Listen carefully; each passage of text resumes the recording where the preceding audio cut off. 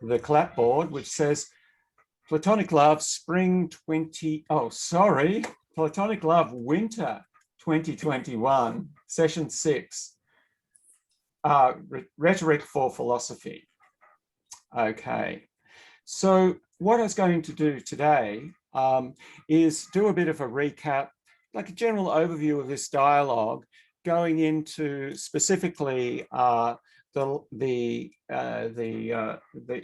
chariot, the winged horse chariot myth, and especially that last bit, which we kind of rushed through a bit. And so we can have a little bit of a chat about that if people have got anything interesting to say before we get on to today's reading. Now, a few people haven't done today's reading, that's fine. Maybe you want to do it after the class. I'll give you a little summary of that before we go to drinks, and then we can just have a general chat. Okay, so remember, it's a hot summer's day and we're under the tree by the stream, and Phaedrus is reading Lysias' speech. The speech takes the form of a suitor making a case to a boy. You should take me as a lover because I'm not in love with you. When Phaedrus finishes the speech, Socrates is challenged to make a better speech on the same topic. So we get these two speeches with the common theme. The lover is driven mad with irrational passion, which can be damaging, especially to the beloved. In Socrates' speech, love is defined as a kind of desire. There are two principles in us: innate desire for pleasure, irrational, leading to excess, hubris. And then there's this acquired conviction, striving for the best, rational, resulting in self-control. There's only two. What's missing? Then when irrational desire for pleasure dominates, it can be directed towards different types of pleasure for food, pleasure for booze, and so forth, and also pleasure for beauty. This gives the definition of love as pleasure derived from beauty, physical beauty reinforced by lowly appetites. This love for the beloved is like a lamb for the wolf. Boys beware. So it's quite a negative description of love, especially in the Socratic version. When Socrates finishes his speech, he's filled with remorse, much like the lover falling out of love. He has disparaged the divine eros. He must make atonement. He must make a speech, a so-called palinode. And then we get Socrates' second speech. In this speech, Socrates says, yes, the lover behaves compulsively, irrationally, madly. But this is no ordinary madness. This is divine madness. The lover's madness is a species of divine possession. So while in the first speech, the lover was derided as out of his mind, insane, Socrates now spins this around by saying that true love is a case where ordinary madness has been confused with the madness of enthusiasm, being filled with God. He makes a distinction between human madness, bad, and divine madness, good.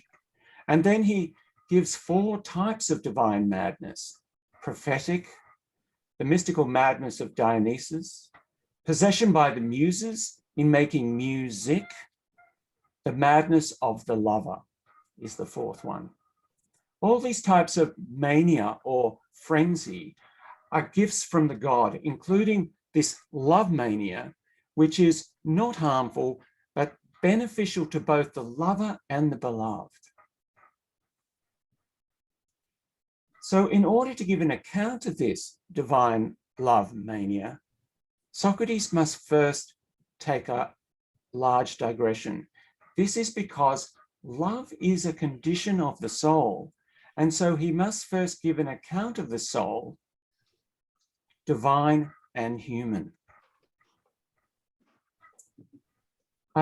First, he means to show by argument that the psyche is immortal by showing that it is self-moving, self-changing. Socrates begins by talking about psyche qua life in general.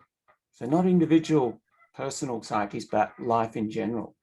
And remember, this psyche means life as in animal life. Remember anima, it's kind of related to breathing, the breathing life of animals. And when an animal loses its breath, it dies. If you want to rethink this medieval, it's anima mundi, the soul of the world. But if you're more of those David Attenborough types, it's like life on earth. It is the life of the earth or the life of the world. So this life is self-changing.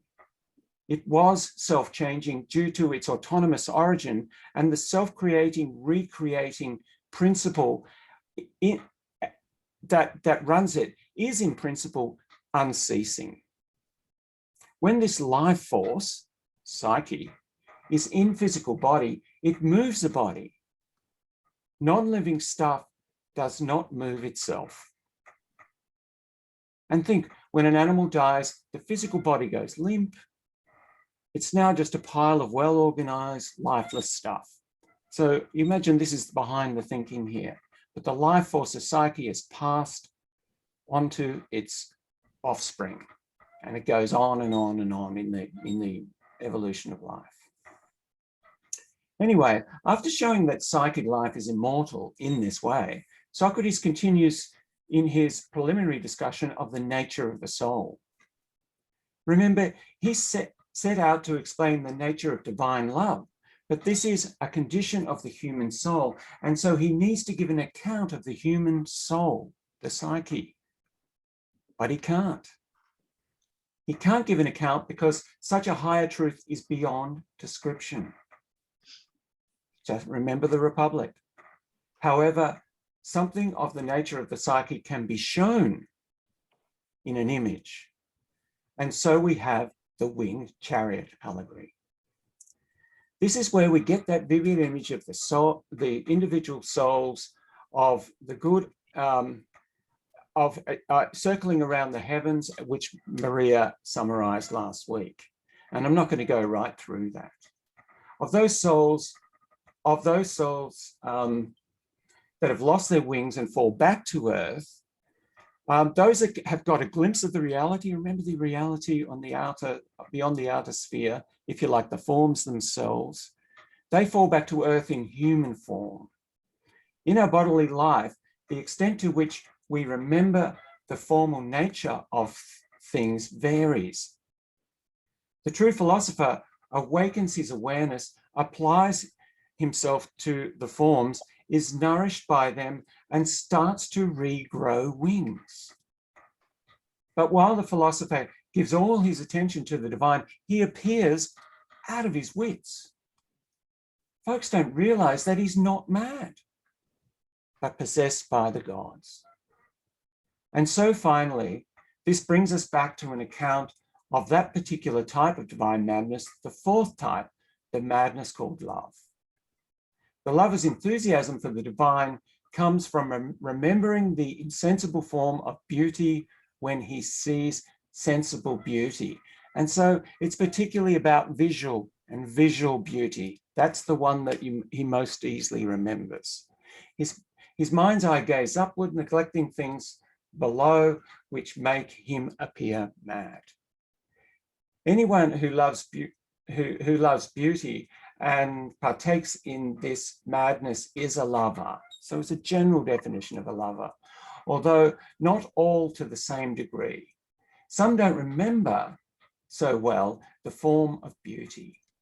When they see beautiful things, some can't see beyond the sensible expression of beauty.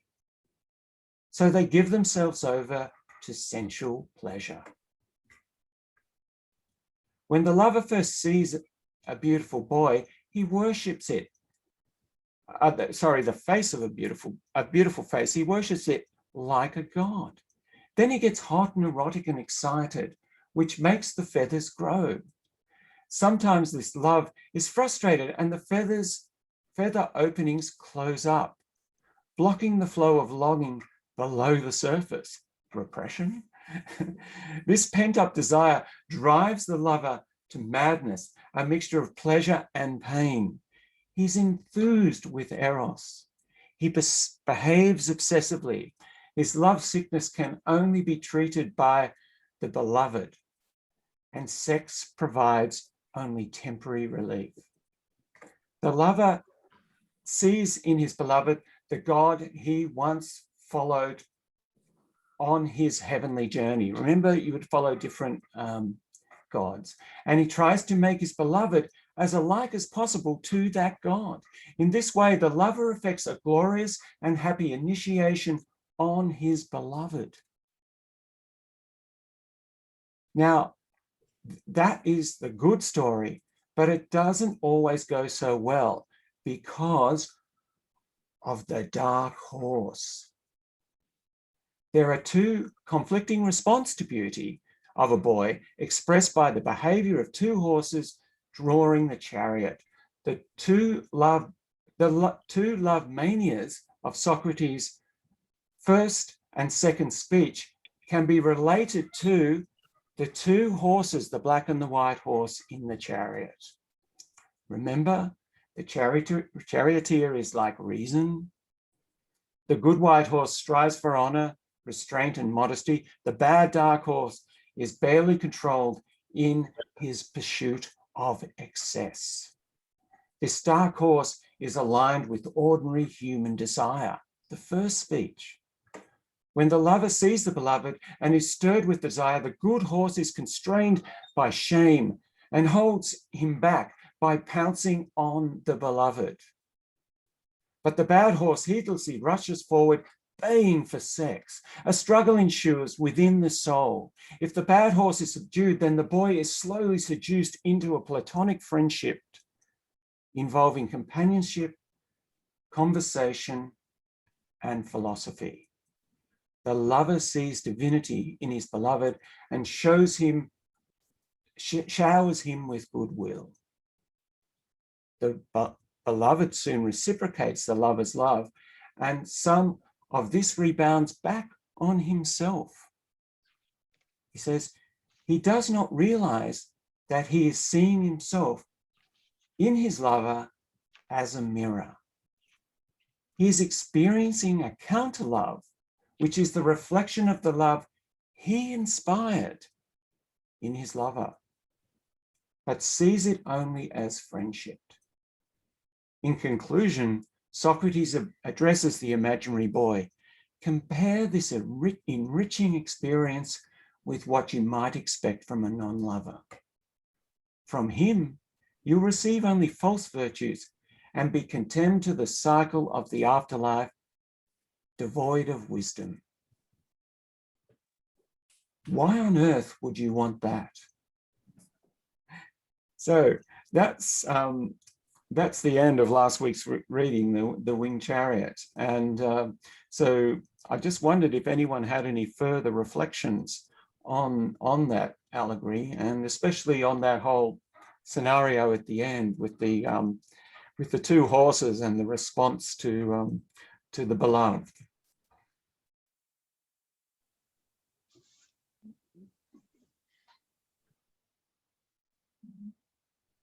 Come on, Maria. This is your turn. So the white horse won, did it? Said you reaching for a glass of wine. Well, what do you think, Maria? If the white horse has won, I don't think. I still believe that Plato is taking us to the middle way, like, but it's Plato's morality also that comes through.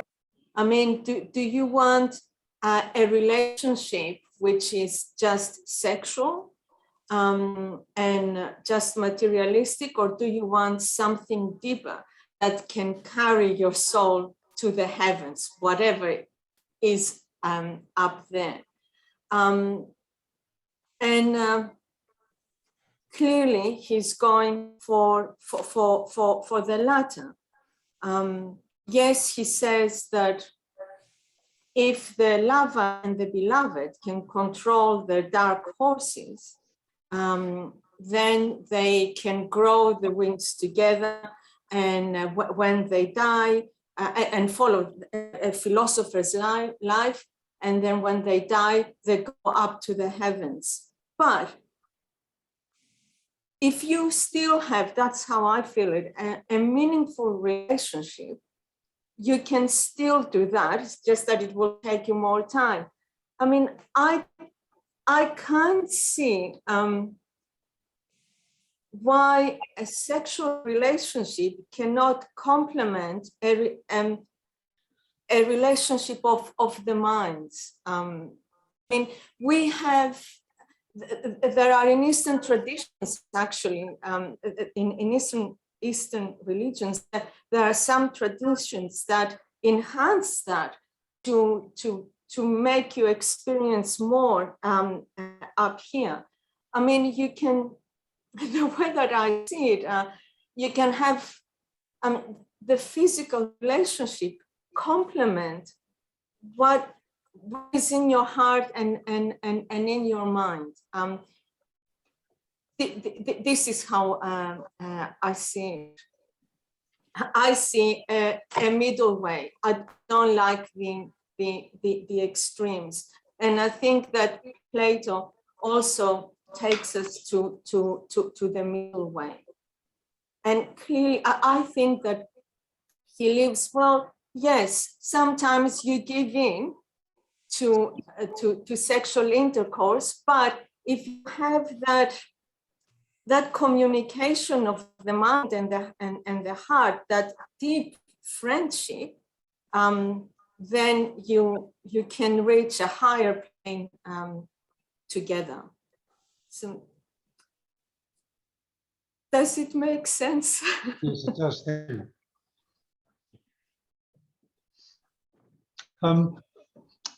I think just listening to you, quite a lot of the people in the class are closet Freudians and are inclined to see things in Freudian terms. Can I point out, it isn't the same as early Freud, and it isn't the same as late Freud. Late Freud, the contest is between eros and thanatos. That is, it's between love and hate, actually. And I don't think Plato has gone anything like that far. All Plato needs is to show that there's tension of some kind inside the soul of human beings. The gods, they're better off. They don't have this inner tension, but to some degree, there's war between some parts of the mind.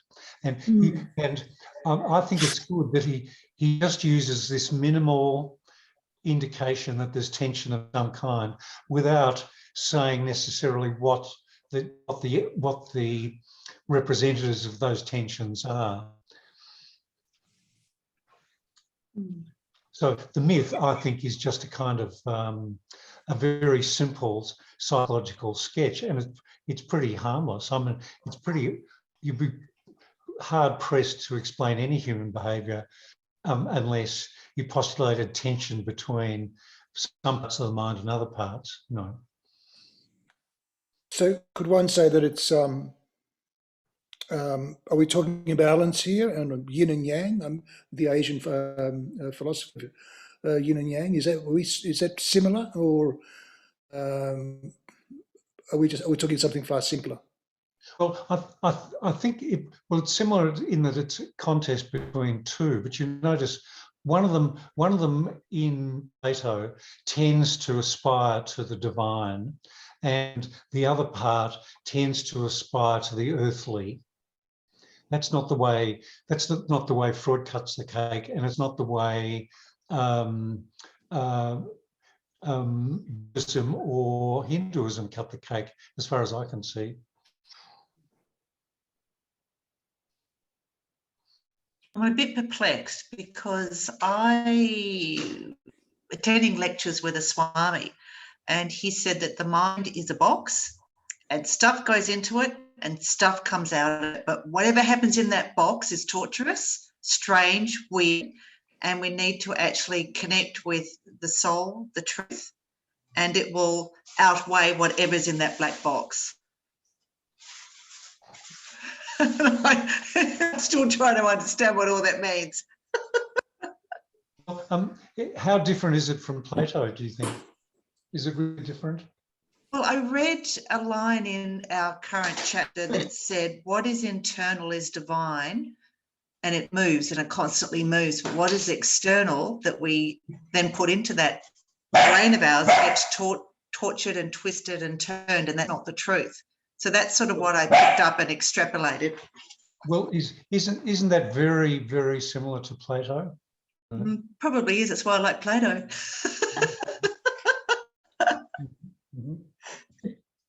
So the external is the bodily, yeah. Because I mean, I read this stuff and I just think, oh, you know, why isn't it good to, you know, go the hippie way and you know, do the physical love and do the spiritual love at the same time? Why can't you keep your bodily desires in harmony with you know, your spiritual desires? Why wouldn't it be like that?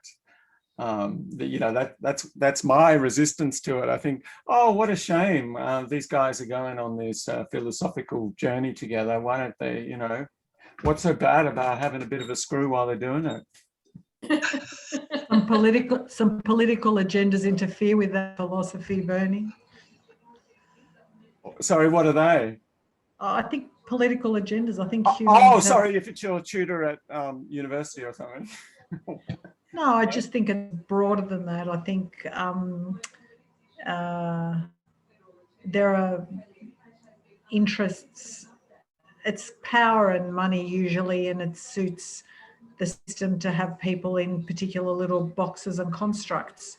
It doesn't suit, you know, establishment and that hierarchy to have people do what they want to do and be hippies.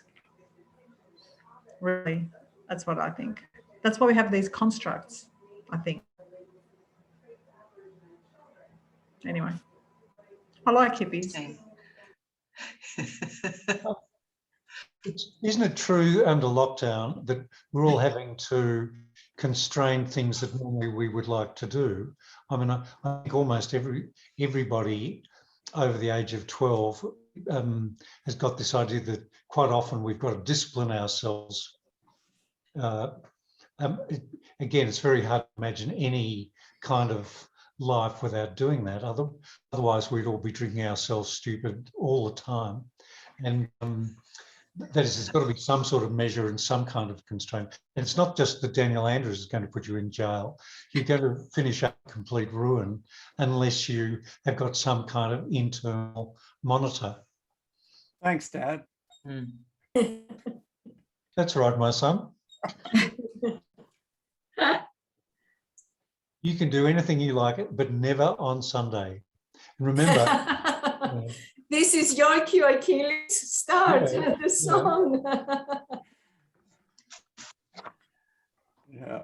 That's Eric's day of rest. I haven't thought this through, but I'm just wondering, it's only popped into my mind, how Plato would explain celibacy, for instance. Got monks, nuns, you know, who live in isolation, in seclusion, and bodily temptations and so forth are not acceptable. In fact, they fast and they deprive the body, if that's the right word, but I'm just it's just something that's come to mind, and I'm just haven't thought it through. But well, Sue, I reckon, you know, I mean, this could be the ideal of for a monastery where you've got an elder monk and a novice, you know, because the ideal is no sex, right? So, yeah, you know, maybe that's it, but you have this loving relationship, but keep the black horse at bay. So, yeah. Maybe that. I mean, it is celibacy. It's promoting celibacy, right? Because the ideal, you might give into it, but the ideal is a celibate relationship. And this is where the notion Platonic love comes from, our common use of it. Yeah. Mm.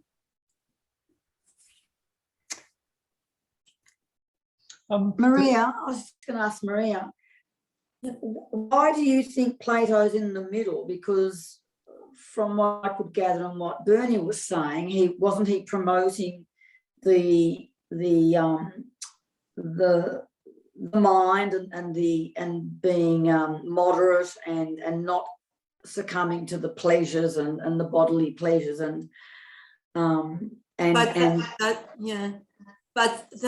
That's it. Moderate, in moderation. When he gives the example of this is what happens when you tame your horses and you don't give in to pleasures. Let's say you go up to heaven, to the heavens, right? But if you succumb because you have been careless, but you're still in this loving friendship relationship, and you treat each other thoughtfully and with consideration, right? You can still grow your wings together, all right? It will just take a little bit longer. That's why I think in that, and also thinking, because he brings up also the Oracle of Delphi and how on one side was know thyself, and on the other side is Miden Agan, nothing in excess. That's why I say it's the middle way. Okay. But just throwing it out there, and I don't have the answer to this, why was the human body given the ability to have sex if then we have to do everything in moderation? I don't get that bit. Yeah, well, yeah, I don't like, I've got issues with that, and, being celibate and this and that, and to me, it's easier to become a saint if you live in a monastery and you don't have any input from the outside world. It's easy to control yourself and everything. But it's also, Maria, like we've been given ears, but no, you're not allowed to hear, or you're you're not not allowed allowed to eat. Yeah, Exactly. No, we're going to restrain ourselves from eating. Yeah, I don't have the answer. It's just another interesting debate. I mean, you have reason to control it, but why you should ban it and why it is bad, this is what I don't understand. And look what's happening in cases where that has been banned, all right? Certain churches, I'm not going to say anything else. All Catholics put their hands certain up. institutions because of this, why? What is wrong? If you have, and I don't like the idea that there were some people like Origin who completely This is an in-joke, separated themselves from vital organs so they don't get into temptation. And why should, again, the woman be the source of temptation? So yes, that's it. Okay. Okay, so What is that? we are, I'll explain that. We have got 26 minutes to go, and we're only 26 minutes to drinks, and you realize we're only halfway through the dialogue. And I do want to, the gap in the reading, I do want to go through that a little bit. I don't think it would have been fun to read, but there's some important stuff in there that you might be interested in. And then the reading. Now, Maria's reference to Origen, he was an early, he was a patriarch. He lived in Alexandria, patriarch of the church, who lived in Alexandria, one of the early ones. And famously, he castrated himself so that he wouldn't give in to temptation and devote himself to God. So there you go. Okay, so I'll just go through this. So you can grab a glass of wine, and I'll go through it to the end, and then we can chat about this. And if you've got more to say about the allegory of the chariot, then yeah, bring it up again with the wine. It'll probably go down a lot better. Okay, so Phaedrus says that this speech that Socrates just finished is immensely superior to the previous ones, and that Lysias may not be able to match it. Remember, it's kind of a competition. But anyway, Lysias might be giving up on speech writing because he's been reproached for it. Speech writing is not something that you should be proud of. And posterity might consider the author to be a sophist. Socrates says rubbish. There's nothing inherently disgraceful with speech writing. There is only good speech writing and bad speech writing. So we're on to a new topic. What is good speech writing? There's actually a funny little myth in here that if people want to bring up in the discussion, the myth of the cicadas, that I'm not going to talk about now, but if you can ask me about it in the discussion. Anyway, Phaedrus says that you only need to pay attention to what seems right when you're doing rhetoric, right? Because you only work with public opinion, right? It's really only what seems right. It's important. The truth doesn't matter. This is the view of the great sophist Gorgias, right? And he's kind of like Phaedrus is influenced by him. That's kind of in the background of this dialogue. No, says Socrates, you need to know the truth. Otherwise, you'll be misled, as well as those who you're persuading. You need to know the truth, even when your intention is to deceive. Knowing the truth is a precondition for all persuasion. So, my dear Phaedrus, you should engage in philosophy if you want to be a good speechwriter. This then brings the question, is rhetoric an art? The art of persuasion? At 260e, Socrates argues that persuasion is an art if it takes hold of truth. It's an art if it leads the soul by means of speech. But then he says that a good rhetorician can persuade convincingly on one side of the argument and then the opposite.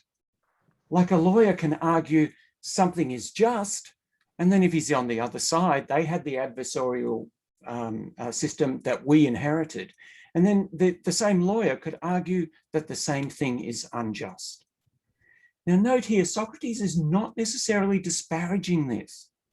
Indeed, he points to just such persuasion right here in this dialogue, in the contradiction of his two speeches. The non-lover should be favored. The lover should be favored. The lover is bad for the beloved. A lover is his greatest blessing. These contradictions are resolved in finding the underlying distinction between madness, human, and divine. Now, notice a general thing here.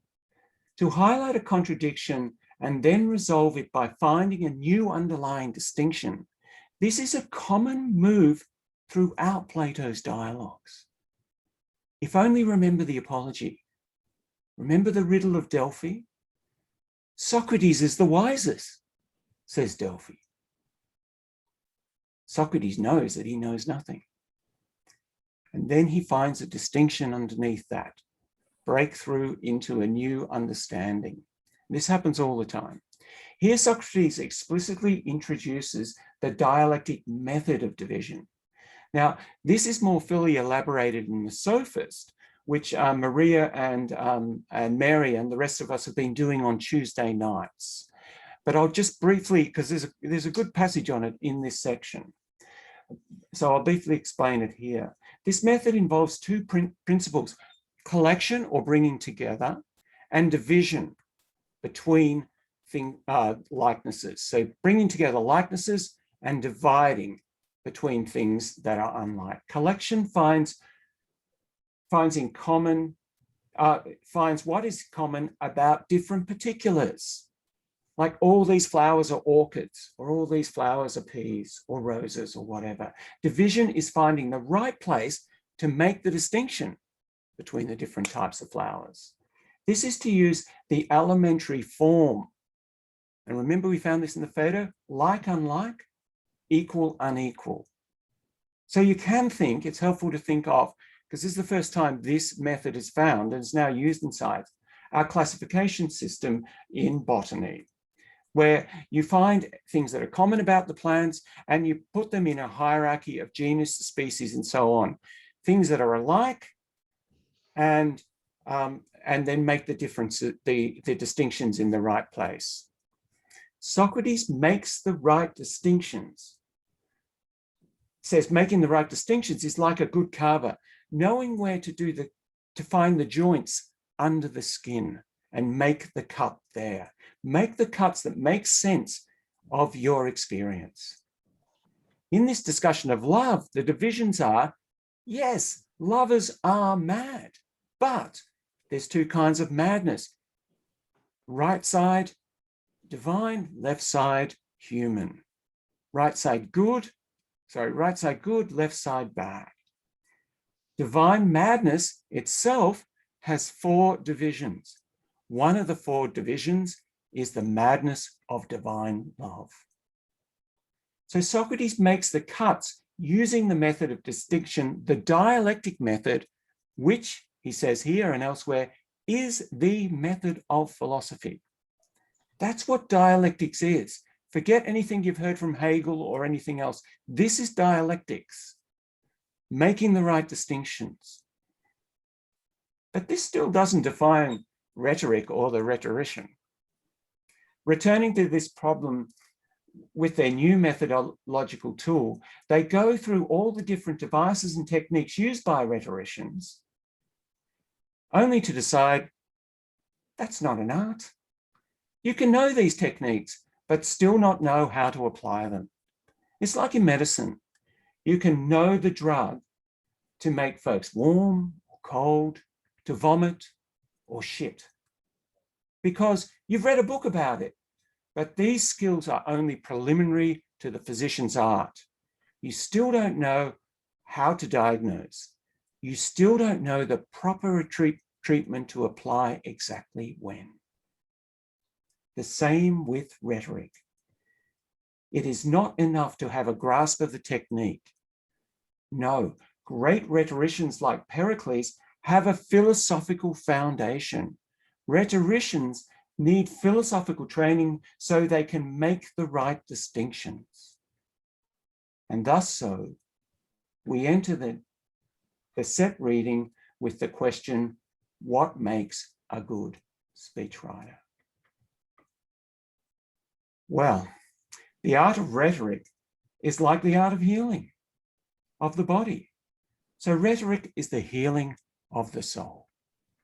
Use drugs to give health and strength to the body. Use discourse and training to give good belief and virtue to the soul. The rhetorician must know the soul well, because his purpose is to try to produce conviction in the soul. But not all souls are the same. Remember that, what Eric was saying last week? These are different kinds in different conditions. To persuade different kinds of souls requires different rhetorical techniques. Just as there are different medical techniques for different people with different ailments. Knowing the truth is important even when trying to deceive. The conventional view is not to bother with the truth because folks only care about what is probable. That is all you need to know. That's all you need to be concerned with, according to them. In the law courts, the best defense is to tell a believable story, even if it's less believable. A less believable thing is what actually happened, because no one's going to believe you. Like when a weak man mugs a strong man. Who's going to believe that? Socrates disagrees. To deceive well, you must actually know the truth. To be a good rhetorician, even at deceiving people, you must be a good philosopher, a good dialectician.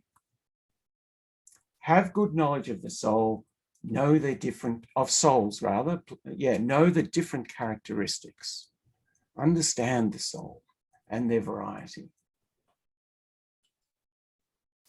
So after speech is dealt with, and this way of using speech to relate to souls, we now get to writing, and we now get to another myth. The myth of the Egyptian invention of letters. The great inventor Thoth invented arithmetic, logistic, geometry, astronomy, also drafts and dice, and letters for writing. He took letters to his god king saying that they would make folks wiser and improve their memory. In fact, the god king said, the effects of letters will be the opposite. They will foster forgetfulness by giving external reminders and the appearance of wisdom in the place of true wisdom. For folks will read many things without understanding.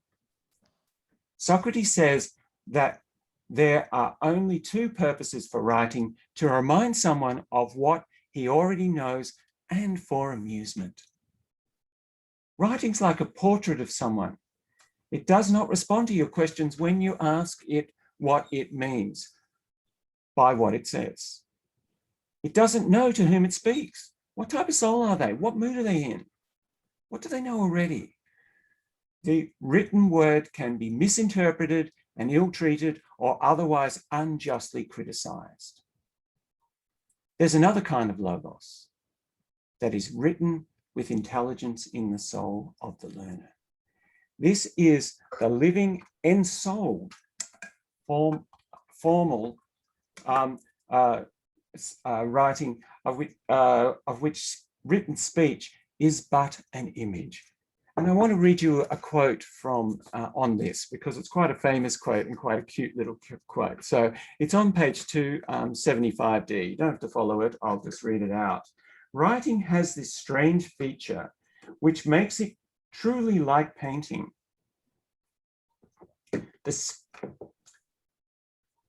The offspring of painting stands there as if alive, but if you ask them something, they preserve a quite solemn silence.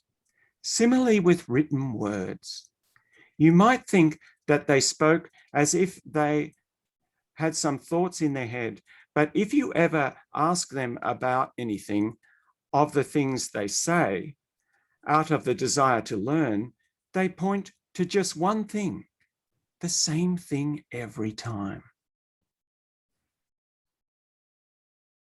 And when once it is written, every composition trembles about everywhere in the same way, in the presence both of those who know about the subject and of those who know nothing at all to do with it.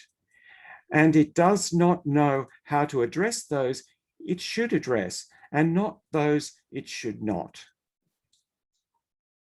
When it is ill-treated and unjustly abused, it always needs its father to help it, for it is incapable of either defending or helping itself. Now then, do we see another kind of speech, a legitimate brother of this one?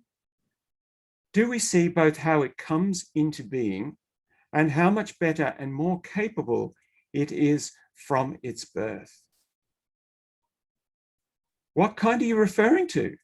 And how does it come into being? The kind of speech that is written together with knowledge in the soul of the learner, capable of defending itself and knowing how to speak and keep silent in relation to the people it should. Phaedrus says, you mean the living, breathing speech of the man who knows, of which written speech would rightly be called a kind of image. So, what is writing good for? Amusement and reminders. But far better is the serious discourse employing the dialectic method. It plants, as JP was saying, it plants the intelligent logos in a fitting soul, which is about to it plants the intelligent logos in a fitting soul, which is able to help itself and spring forth and continue to grow by itself. And this makes the possessor happiest. So this brings us right back to the beginning of the section on rhetoric, to the disparaging of Lysias for being a speechwriter, and to the previous speech on love. In the art of speech, one must know the truth about what he writes, must be able to define everything well using the method of division, understand the nature of the soul, find the classes of speech adapted to the various soul natures. On 278C, it says, if he composes his writing with knowledge of the truth and is able to support them with discussion and can show by his speech that the written words are of little worth, such a man ought to derive his title not from such writing, but from the serious pursuit that underlies them. This underlying serious pursuit is the love of wisdom. That is philosophy. And so that brings us back finally to the theme of love, where the pursuit of wisdom is the higher goal of the lover. Okay, I'm going to go and get my glass of wine, and I'll be back in a couple of minutes.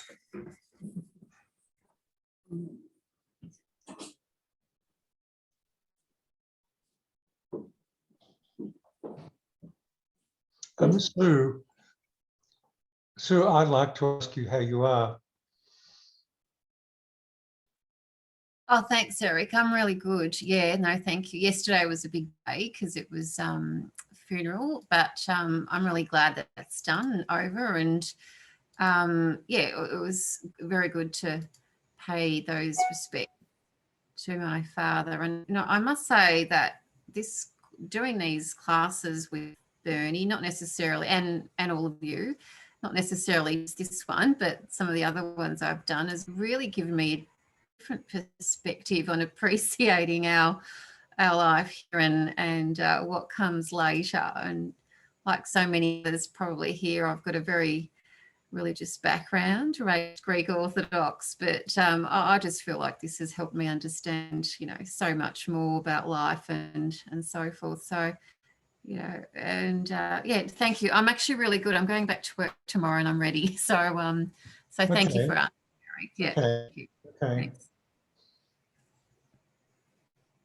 I hope everyone's good too. And I've really enjoyed these classes, and I wish we were back in Lonsdale Street this evening, but yeah, hopefully I'll get to see you all again in person sometime soon, you know. But and it I'm would also be good, Sue. It would be good. Is anybody doing a Christianity class? Because I've enrolled. Yeah, Hugh and I are going to redo it. Oh, great. I'll be there. Fantastic. That sounds interesting, yeah. I'm you know, Timaeus is one of the important texts. Yeah, for we're doing that too. Yeah. the Platonic geometry, but I see Bernie set up a new class with Timaeus and Critias, and I think a lot of the things that you bring up, Maria, are there in the Timaeus. Yeah. I've noticed, and I think you're right onto it, there's all this material about 1,000 years, 3,000 years, 10,000 years, and how it makes you, for instance, when Zeus takes on the tour of the universe, Does it take 1 year? Does it take 1,000 years? I think it's 1,000 years, but I don't know. And some of the clues are definitely in Timaeus. Yeah, we're so looking forward to that dialogue. Yeah. Well, I mean, I have to sign even off. Hugh said that he's bye, Sorry, Anastasia. Thank you, Anastasia. Thank you, Bernie. you, Anastasia. Right, I'll see you in the next course. Bye, Anastasia. Bye-bye. See you later. Adieu. Bye-bye. Scotty store. Bye. Yeah, yeah, even Hume said, I'm going to read it now before the actual class starts. And I think, yeah. Which one's that? The Timaeus and Critias. Yeah. Okay, so I'm going to propose a toast. Hang on, Hume is about to come. He's not here. He's coming. Well, can I go and get my Chinese tea in that case? Oh. Depending on what we're drinking to, of course. We're having a toast. Well, I was going to, I think Eric can still hear, but I really would like to thank everyone for coming and joining in. It's been great to hear everyone's views. And I would especially like to thank those who actually participated in the presentations. And yes. When Kathy and Achilles put on their amazing performance, it just really set the standard. So, oh, he's back. He's back. It's a bit worse for wear, but it's still there. Very good. Yeah. It's so good. A fallen angel. It's there. Like that, it's at an angle. Achilles, very magical. Rebetico, yes, Rebetico, yes. yeah. Magico, yes. Probably all dried up now, isn't it? Where hair once used to grow, only olive sprout. Noble olive wreath. Yeah. And I'd also like to thank Maria for last week. That was great. And also Eric, unfortunately, Eric got sick on the night, but he's kind of made up with some contributions since. Notice the black horse kicking there, right? You know, yeah. Thank you, Eric, for failing because you pretended. Oh. No, it's great. No, it's really good, and we did have some discussions too about it. Yeah, even though you didn't present, so maybe next time. Who thinks Eric should do it next time? Alcibiades. Yeah. Yep. We'll come to that. No pressure, Eric. We're all gonna come and see through the course again. Guys, please, can I point out? I do Aristophanes. You've just all forgotten. It was so. Oh, we did Aristophanes. I forgot. Yes. Oh, I'm sorry. See what I mean? This is what the black horse does. It kicks over the traces. Passive aggressive. I remember, Eric. Yeah. Thank you, sir. Why didn't you speak up? Why didn't you speak up? Well, I thought it was just a given. Aristophanes, of course.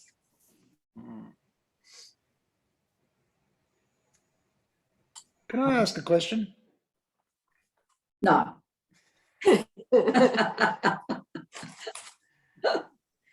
Are tyrants good rhetoricians? Well, And if they maybe they are sometimes. And if they are they disciples of Plato? Well, you know, it's a funny thing with tyrants, because actually, as a pejorative term, like sophist, apparently that does come a bit from Plato, because that form of government Plato really disliked.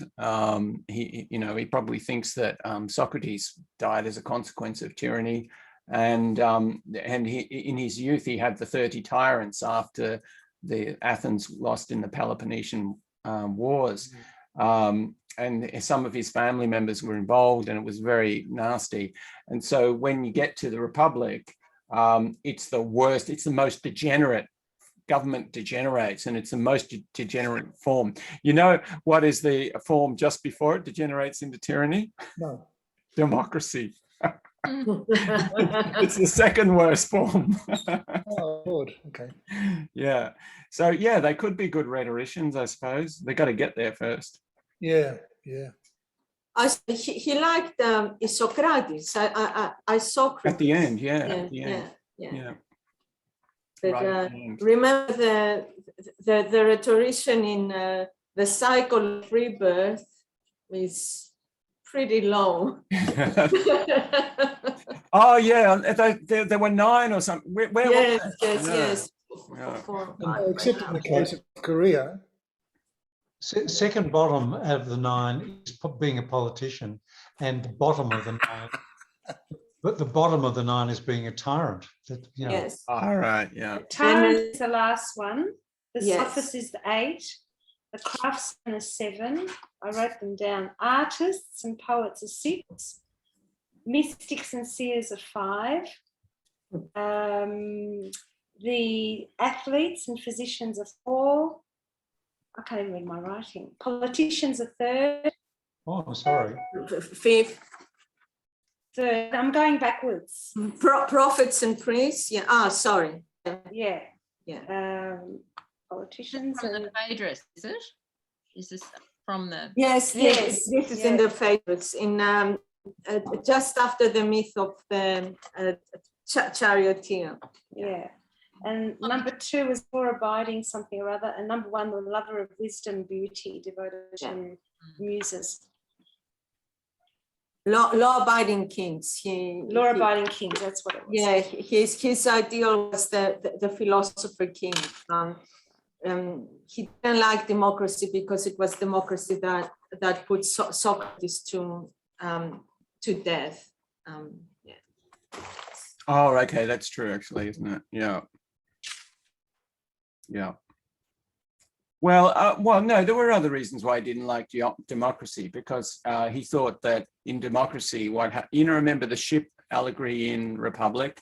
It's like all those people that it's like there's a ship and you have democracy on the ship. So the people fight to take control of the ship. Oh, and the people that can actually control the See ship. you, everyone. I'll see you next time round. Oh. Did someone just say goodbye? Oh, Bernie's gone. He's back. Oh, okay. Yeah, relocated. Where is he? on the bottom. He's on the bottom now. Hello, can you hear me? Yeah. Oh, right. Okay. Yeah. No, that hasn't happened before. Right.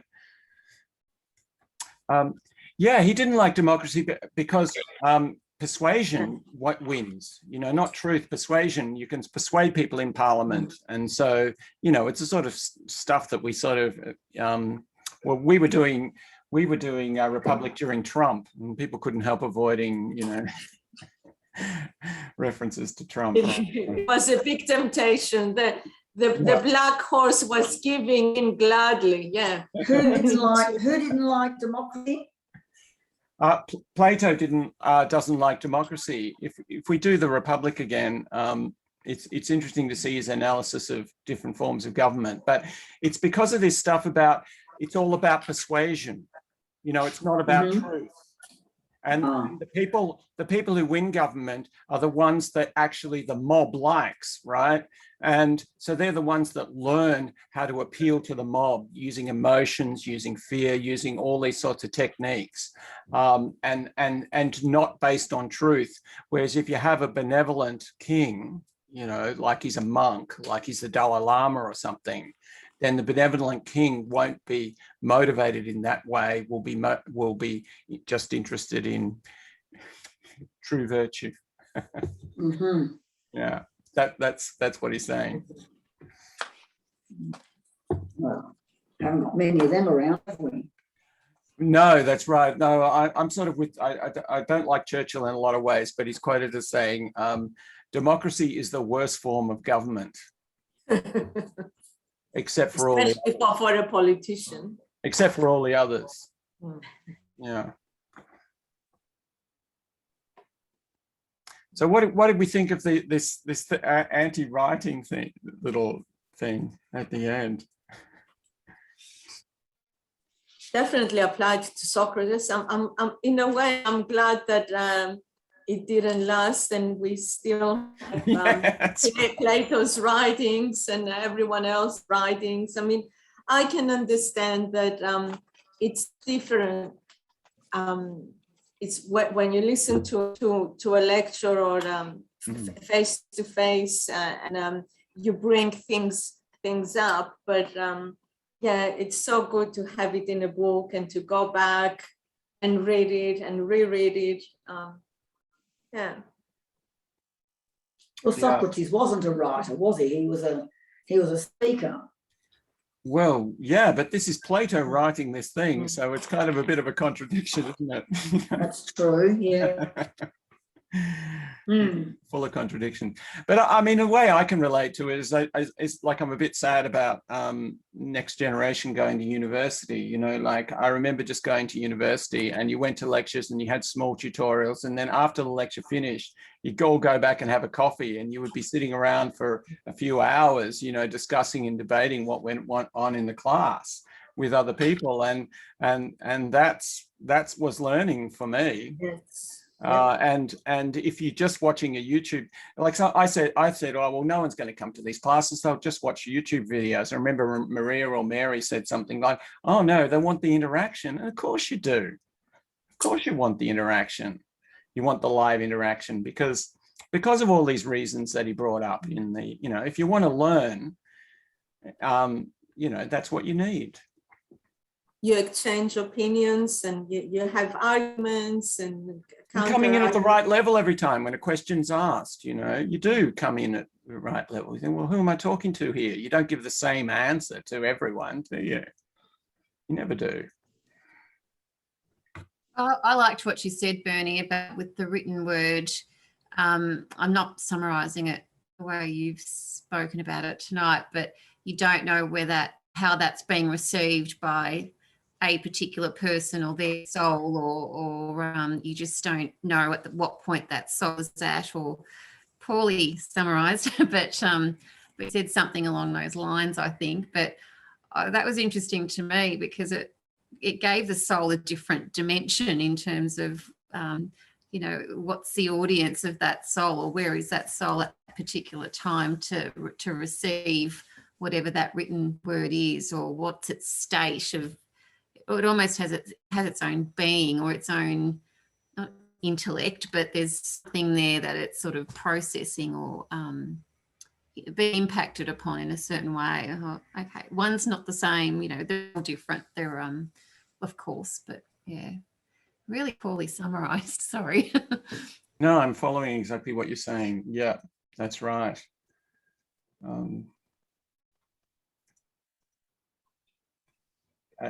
It does have a relationship to early Christianity, actually, where they talk about the logos in the heart, or the law, saying don't follow the Jewish law, follow the law in your mind. Actually, in Paul, he uses nous.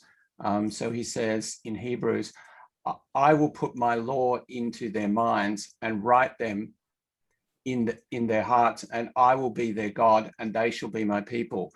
There's other stuff in Paul where he says, forget about the law, forget about the Jewish law. That's not important. The law is inside us. The law of God is inside us. So it's sort of like it's, you know, it's like this logos in the soul. I think it really relates to this, what he's talking about, the logos in the soul that you nurture and that grows forth and so on.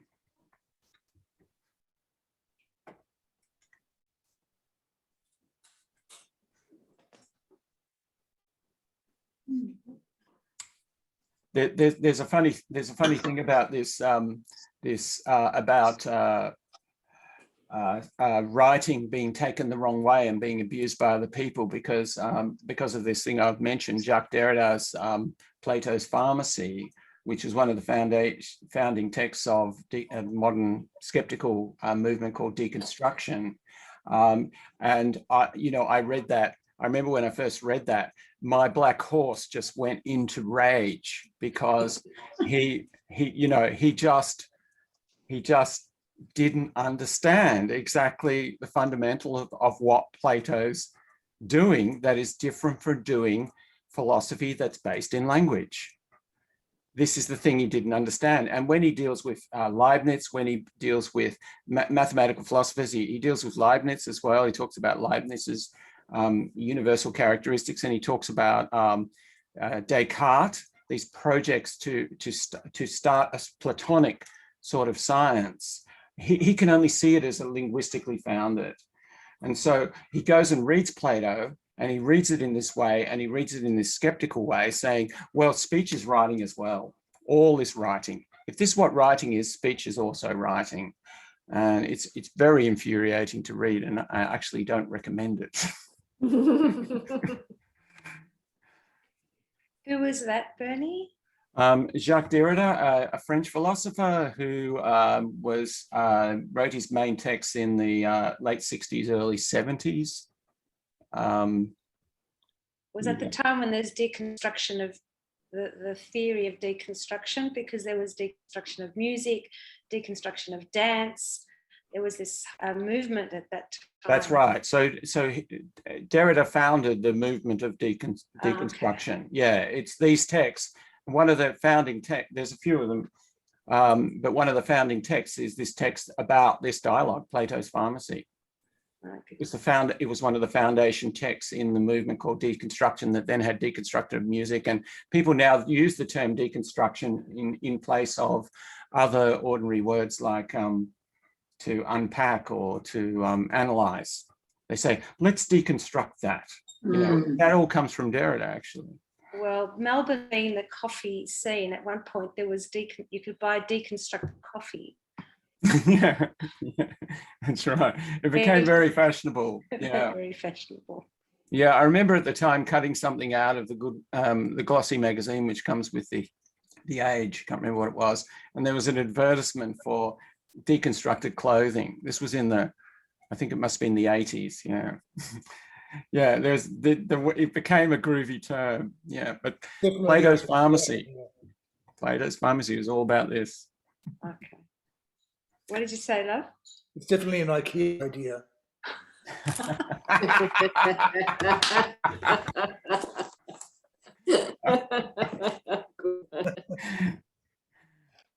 Sorry, my cat's going stupid at the back here. Hold on a second.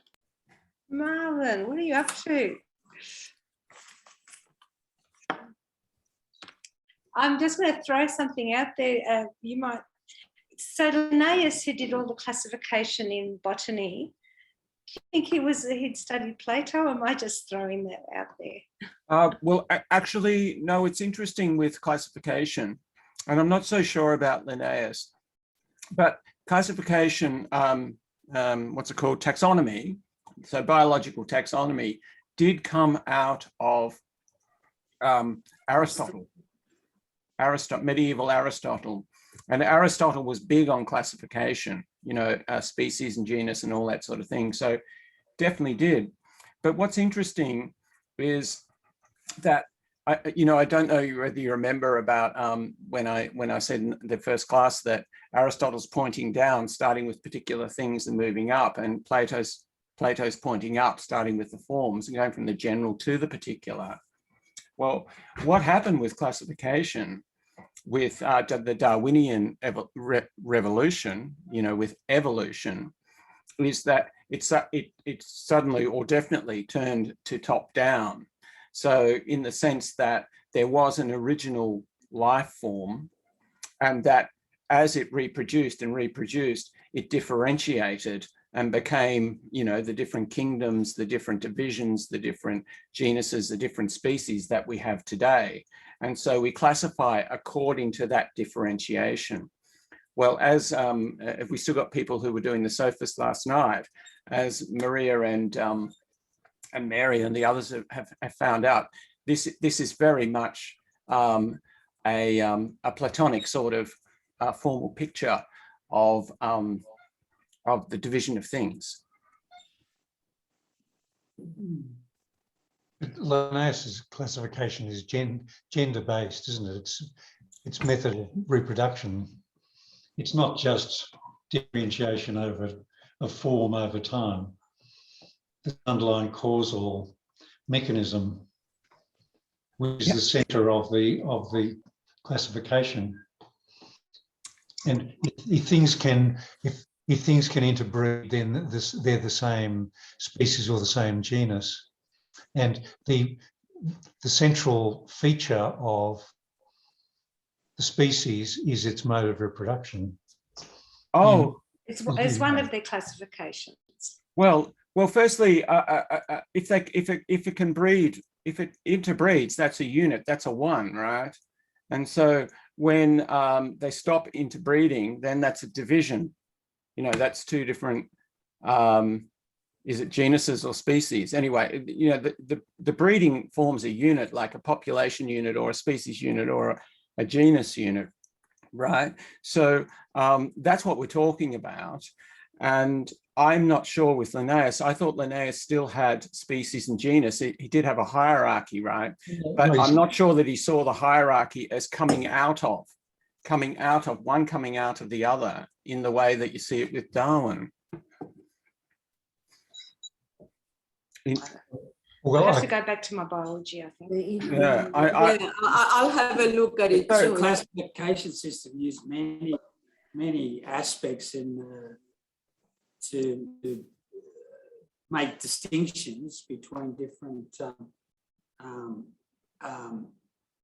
plants or animals. It's with plants, whether it's a monocot, a dicot, whether it's woody or there's lots of classifications. Yeah, but I suppose the important thing to say why a whale is not a fish in Darwin, the reason you say a whale is not a fish is because it evolved in a different branch in the evolution, right?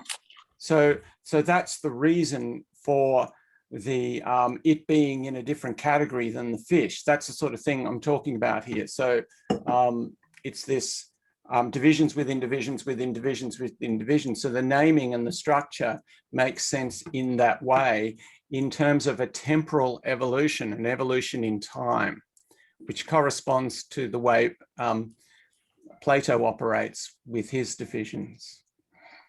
Whereas prior to that, so just so everyone knows, sorry, Linnaeus was prior to the theory of evolution. So, and this came out of Aristotelian science, and Aristotelian science was bottom up, like particular to the general, right?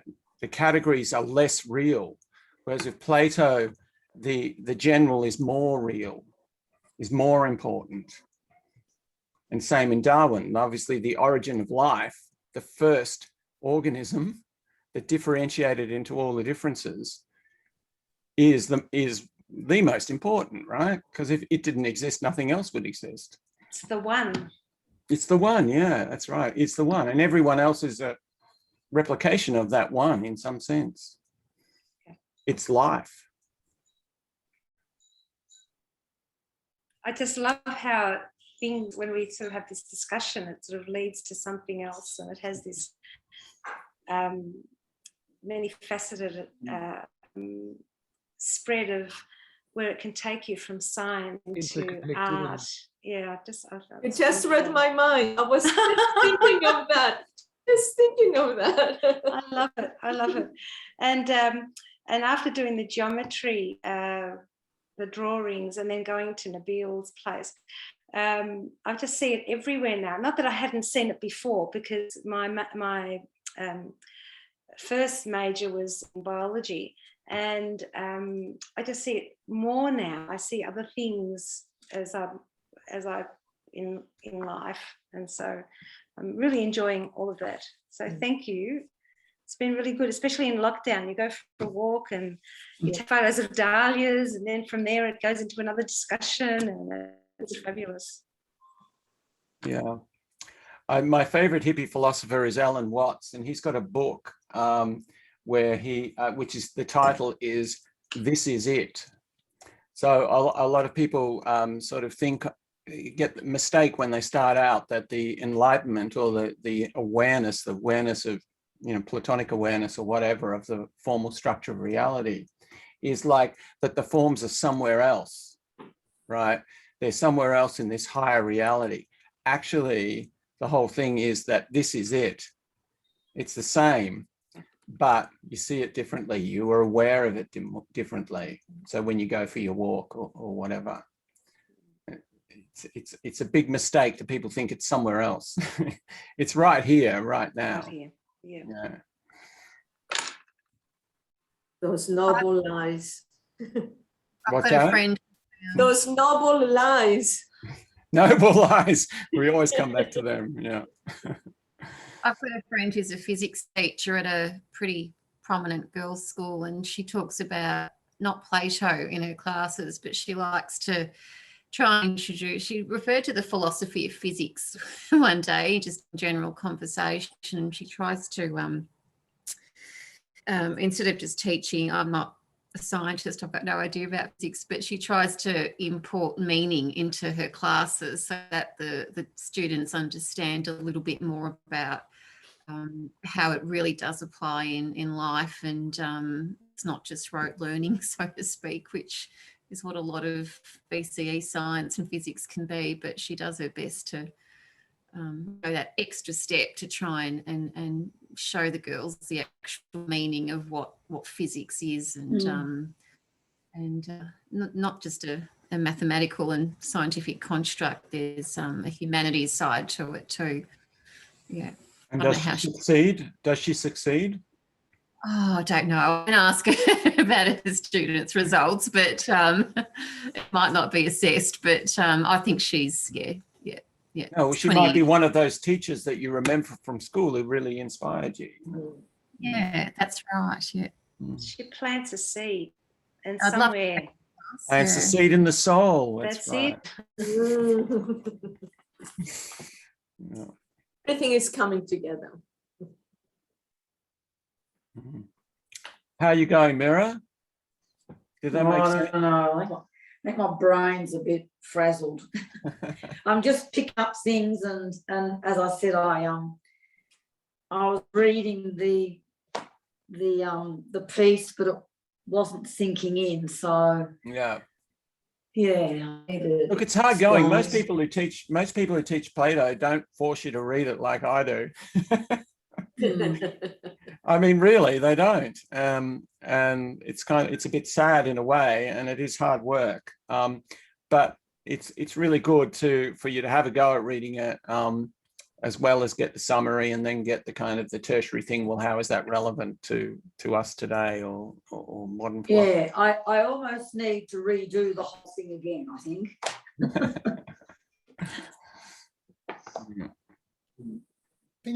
I think Plato's one of those subjects where you just got to get on with life, and you find aspects of it as you go along. You know, like you remember certain parts of his writings as you experience certain things in life. It's, you know, it touches us all one way or another, but we fail to recognize it until it finally touches us within, you know. And that's what I find with Plato. I think, I mean, I haven't read him enough to say that I know anything about the writings, but, you know, I can relate to certain aspects of his writings because I've just gone through life experiencing certain things, and well, I got a confession to make, Achilles. When you started playing All You Need Is Love by Lennon, I thought, oh yeah, that's kind of, yeah, All You Need Is Love, I get it, right? You know, this is about love and all that stuff. And then right at the end, you said, oh, the lyrics there are actually very Platonic, and I've never paid attention to it. That was beautiful. That was really beautiful, yeah, because I never paid attention to it. So the next night when we're doing the Sophist, I actually opened with that quote from All You Need Is Love. What is it again? There's nothing that you see that isn't shown. Yes. You know, and it was really nice because sometimes I think people don't understand, you know, follow what I'm saying. And the fact that you said that was Platonic, I thought, wow. You see what I Achilles mean? gets it. Yeah, you see what I mean? It's like it's all around us, and you just got to recognise it when it sort of when it touches you, And to be honest, I was looking through with Kathy and I were looking through a whole lot of love songs that week, and I thought, oh, what am I going to sing? What am I going to do? Blah blah blah. The usual sort of panic, and and I mean, I grew up with Lennon and McCartney, and I believe that they're probably one of the greatest songwriting duos of the last century, really, together with the Bernstein and the Gershwins and whatnot. But when you find, we looked into that song, and I thought, well, this would be easy enough to do live, one guitar, one voice, blah, blah, blah. And then looks closer at the lyric itself. I thought, oh, well, actually, this antecedent consequence stuff that's going on in his writing is it feels Platonic. It feels like there's a question and the answer, and there's the constant questioning, or giving the answer. I don't know, however way you want to see it, but and that for me that solidified what we were going to do. That I thought, yeah, okay, I'll make a quick mention of it and see if Bernie agrees or not with what I've discovered. Enthusiastically, I agree. Yeah, look, I just find it's all fascinating. And I mean, all these teachings, all these writings are, so much depth to them, and there is no one answer, is what I think. The answer is within all of us, and you just have to recognise what touches you as a person and as a contributor to society, and all the rest of it that goes on when we plod along on our normal day. I think that's the beauty of it all, finding yourself within the writings. I just wish that I was around and living in Athens when the ancient Greeks were there. Oh, I don't. I would have laughed. I think it would have been amazing. We live in the greatest century mankind has ever experienced. Are we? Yeah, we are. We were. I don't know what's happening in the next 10, 15 years, but the last 100 years have been the greatest century on this planet for humankind. Okay. As far as I'm concerned. Big call. Maybe not so much for the planet, though. No, but there have been so many scientific leaps and bounds, Yes, and medicine and all sorts of things that have come in the last. The Peloponnesian wars wouldn't have been much fun. No, especially if you're a young man. No. And not if you were a person with my condition. No. That's true. You wouldn't have survived. No, not at all. Or if you were a woman. No, not at all. Yeah. Very restrictive.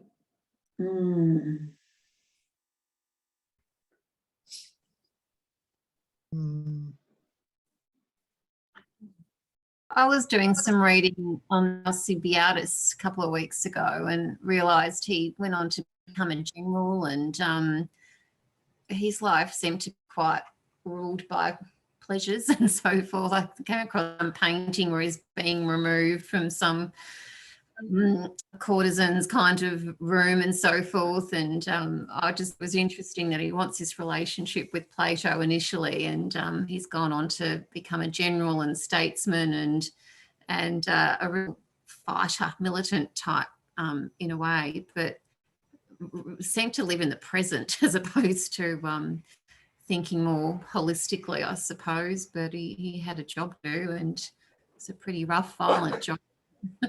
Well, there was a problem with Socrates' association with him, that in some ways, perhaps people think that the symposium, that speech in the symposium was trying to rehabilitate Socrates, and that it wasn't his fault. I don't really remember that. Eric, tell us a bit more about that, like about what he did when that rampage around Athens and smashing all the statues. Yeah, well, I can see leaving the hard bit to me, yeah. But you know, apparently the date the symposium was written is well known, and both the events it describes and the time when Plato wrote it.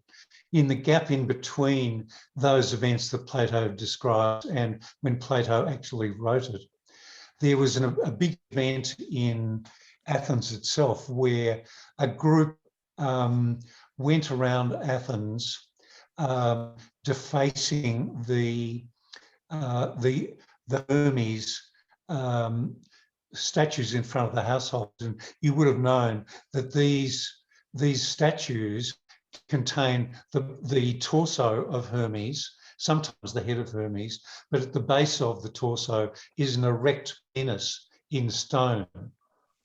And virtually every house would have had this as a ritual protection of the household. So it's a kind of, it's both phallic and it's religious. And a scandal occurred, which was traced to Alcibiades, where not one person couldn't have done it because there were too many houses and therefore there were far too many phalluses. But the groups went around knocking off and smashing these erect phalluses. And it caused an immense scandal, which pretty quickly led to Alcibiades being, what's the word? Was he ostracized? I don't know. Yeah. Worse than he was exiled from Athens, and it was many years before he went back, and became somebody who sold his strategic skills, his military skills, to various people that Plato would have disapproved of.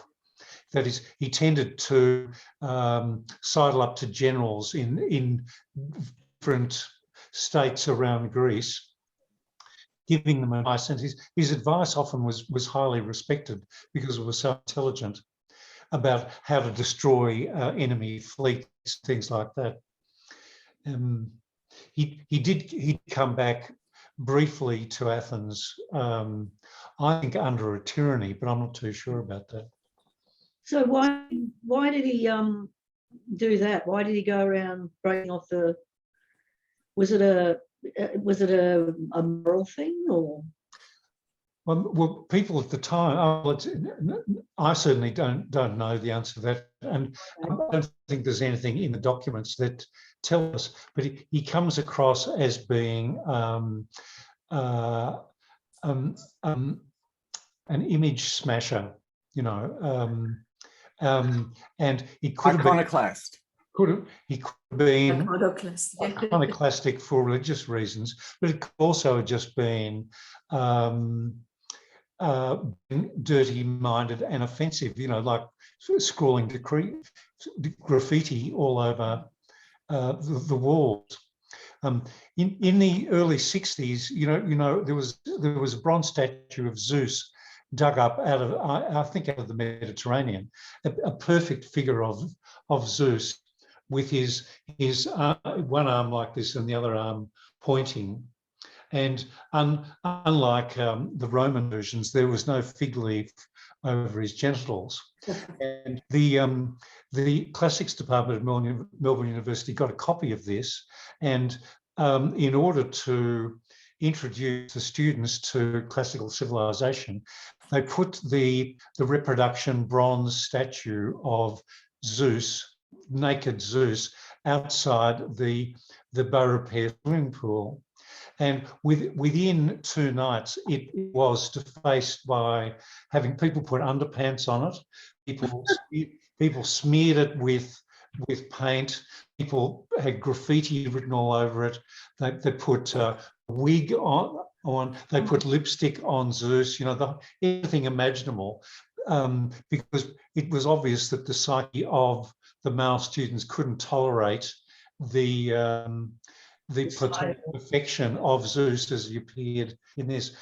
I think Alcibiades had this same destructive blackboard grid. Wow. Does that answer your question, Guru? I think that was a very good answer. Yeah. It's a very good answer. This is, And it relates to Socrates was condemned to death for disrespecting the gods and misleading the youth of Athens. And in terms of his influence on Alcibiades disrespected the gods, and he was a youth of Athens. So yes, yeah. yes. Most of you probably already know this, but one writer says that the only person who could control Alcibiades at all was Socrates. Yeah. That because Alcibiades came from a tremendously powerful, wealthy family, he was fabulously good-looking, probably the best-looking man in Athens at the time, and there was nothing to stop him just exerting power over everybody. It was either financial power or sexual power or rhetorical power, and the only person who he couldn't seduce, and as he admits in the symposium, was Socrates. That part must be absolutely strictly true. Yeah, I agree with you, Eric. Yeah. It is an extraordinary speech. I hadn't really read, I wasn't really interested in the symposium before we taught it for the first time in the Platonic Academy. And prior to that, I'd overlooked that speech.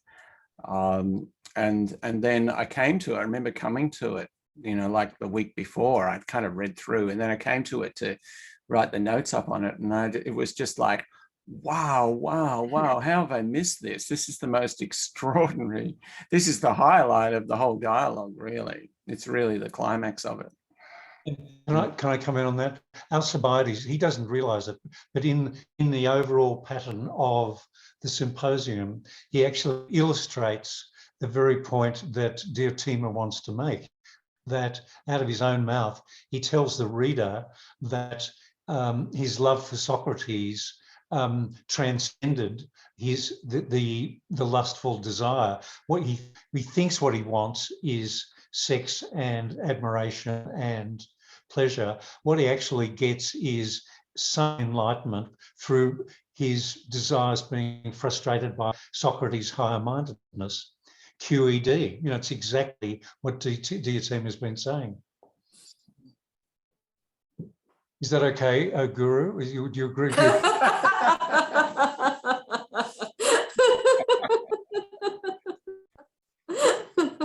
I think that that statue that you mentioned earlier, Eric, is here in the front yard in Kilo Downs. Okay, wouldn't surprise me. So was that during Prosh Week? You stole it, did you? How many points did you get for that? Not my front yard. I'd be quite happy if it was in my front yard. Oh, Lord. So there's a few famous, you know, Lysias, you can actually go on the internet, you can read Lysias' speeches. Some of them have survived, right? You know, he is he's a writer of renown whose works have survived, and people study him today when they're looking at Greek literature. Still being done at schools in ancient Greek. Lysias' speeches. Lysias and Socrates. Yeah. Yeah. Speech writers. Yeah. Can I add one more thing about Alcibiades? Does everybody realise that he was assassinated? He was assassinated by the king of Persia. He was working not for Athens, but he essentially sold his skills to I think it was Thebes. I'm not absolutely sure about that. But anyway, because the king of Persia was out to defeat these people, what he tried to do was to knock out their leading general, and the best military advice they were getting was from Alcibiades. So he just had assassins sneak in, and I think they knifed Alcibiades to death. A horrible end, but in a way, it's fitting, don't you think? You know, probably he was one of the first mercenaries. Yeah. Well, maybe that's right. Yeah. When you play with fire, Eric, You live by the sword. You die by the sword, isn't it? right. Yeah, well, I think so. You know, Athens actually confiscated all his family estates when it exiled him. He got them back later on when he did a deal with Athens and returned. But when he offended the Athenians again, then they confiscated his estate. So he was one of those people who came from big money, but essentially had to sell his skills around Greece in order to continue his lifestyle. So in that sense, he was a very early mercenary, and he was something like an Italian condottiere, you know. Eric knows everything. Well, have you done geometry, Mira? Me, no. Oh, right. So Eric does a great geometry, like the 5th class or something, where we do the geometry of music, and then that leads on to the Renaissance, where the geometry of music was put into the solid geometry of architecture. It's really good. So if we ever do it again, we've lost Nabil, our expert geometry teacher. Highly recommended. But if we ever do it again, and we can drag Eric along again. Yes. Yeah, look, he's such a mug. You just need to do something right, you know. Doesn't cost anything. Well, you know. Maria, you know, Maria's He done. loves it. Maria's done the Maria's just chariot twice. She's done the chariot twice. Well, oh, you've done geometry twice. You're just as big a mug as I am, and you know.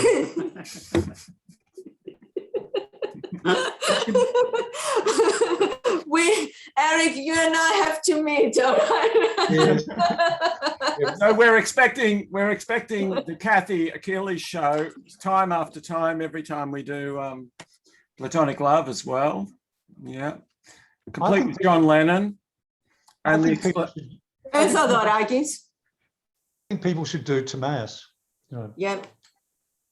Talk to my agent. Yeah, Timaeus should be fun. Timaeus is a lot of fun. I'll have a look at the courses. I'm going to go off and do some cooking. Okay. Yeah. So good night. Okay, see you, Mira. Everyone keep safe, and hopefully I'll knock myself in another course. Bye-bye. Guys, I've got to go too. I've got to do a bit of housework. So. Well, yeah, maybe we should wind it up, unless there's. Okay. Yeah. Okay. Well, Timaeus then, Eric. Are you doing it? I've just decided I'm going to do Timaeus. Excellent. Okay. I'm doing Timaeus. Yeah. Anyone else? And Christianity? Is anyone interested in Christianity at all? Yeah. Oh. Yes. Bernie, can we please try to have face-to-face for Timaeus, or is that too difficult? Oh, I'm absolutely trying it. And we're actually looking at Maria and I, well, Maria and her friend and some others are looking at other venues too. We're looking at using the meeting rooms in libraries in the city of Melbourne. They're really trying to encourage people to come in, and the rent is much cheaper than with the Greeks. Fantastic. And, you know, like, I mean, haven't we had enough of the Greeks? Yeah. What do you think, JP? Haven't we had enough of So yeah, we're going to really try that, and because we could do hybrid or whatever it's called, it means hybrid, that we can be flexible. So we can immediately, just like we did with this, we can immediately just say, okay, lockdown, we go online. So I think that'll work. Face to face is much better. Yeah. Okay. Well, if you can get there. And we might do it in Carlton as well. If Yay! Come to my house.